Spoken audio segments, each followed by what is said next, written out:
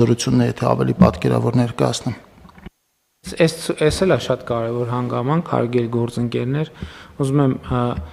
հիշենք, որ մենք 2018-2019-20 թվականներին շատ ակտիվ քննարկում էինք ունենում մեր էներգետիկա աղբյուրների դիվերսիֆիկացման մասին եւ ըստ էության այս ընթացքում վերականգնող արևային էներգիայի ատոմակայանի համարյա երկու հզորության մենք արևային հզորություններ են գեներացրել։ Իհարկե, ես համարում եմ լուրջ ձեռքբերում, իհարկե էներգետիկ ոլորտի կառավարման առումով որոշակի նոր իրավիճակ է առաջացել, որտեղ ադապտացվելու կառավարման խնդիրներ կան, բայց ինքնին այդ ցուցանիշը ես չափազանց կարևոր եմ համարում։ Պատկերացնեք, չնկատելով երկու ատոմակայան ենք ստացել, եւ հիմա հարցը այդ երկու ատոմակայանի ինչպես կառավարենք, դա երկրորդ խնդիրն է։ Իհարկե ուզում եմ ասել նաեւ, որ մենք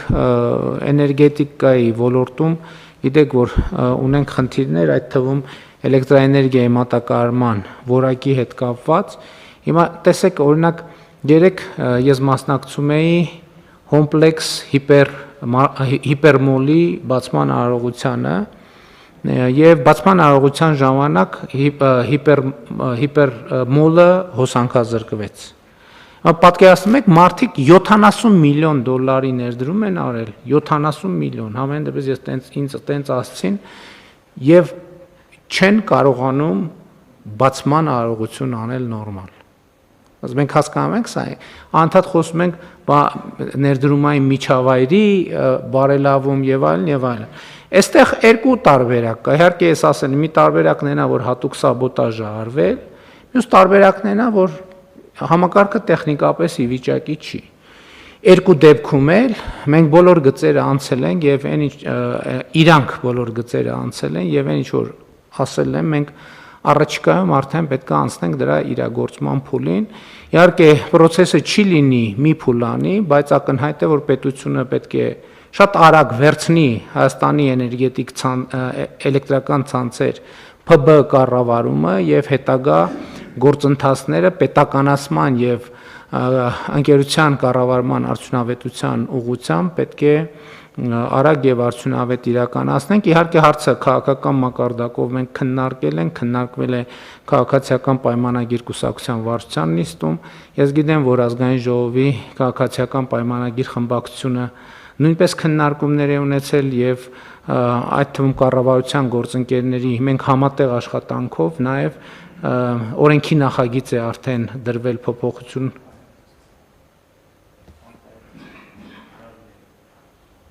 բանի օրակարգում այսօրվա ընդգրկված է եւ արտահերթ նիստով համապատասխան օրենսդրական փոփոխությունները կիրականացվեն եւ շատ արագ ես կարծում եմ, որ այդ առաջին անհրաժեշտ գործողությունը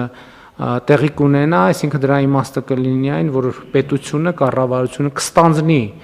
Հայաստանի էներգետիկ ցանցերի կառավարումը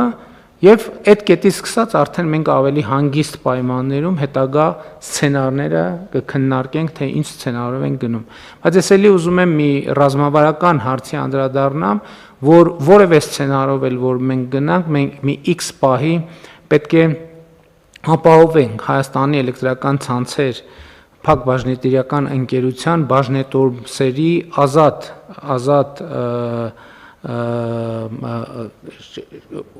բաժանորդագրության հնարավորությունը, ընդ որում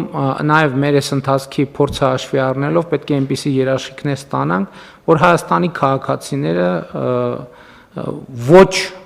թե կամ առնվազն ոչ միայն ընկերությունները, ոչ միայն կորպորացիաները, այլև քաղաքացիները իրենց խնայողությունները հնարավորություն ունենան ներդնել, այսինքն բաժնետոմսեր ձեռք բերել։ Ես ուզում եմ մեզ հիշեցնել նաև, որ մենք նման ռազմավարական նպատակ ունենք նաև Զանգեզուրի պղնձամոլիբդենային կոմբինատի պարագայում, որպեսզի մեր քաղաքացիները իրենց խնայողություններով հնարավորություն ունենան որոշակի բաժնետոմսեր ձեռք բերել եւ ժառանգել իրենց երեխաներին, իրենց սերունդներին կամ չգիտեմ, օգտագործել հետագայում այնպես, ինչպես իրենք են ուզում։ Ես ուզում եմ սա արձանագրեմ, որ սա մեր գործընթացների եւ մեր հարուցած գործընթացների վերջնակետերից, կարևոր վերջնակետերից եւ արդյունքներից մեկը պետք է լինի։ Իսկ ընդհանուր առմամբ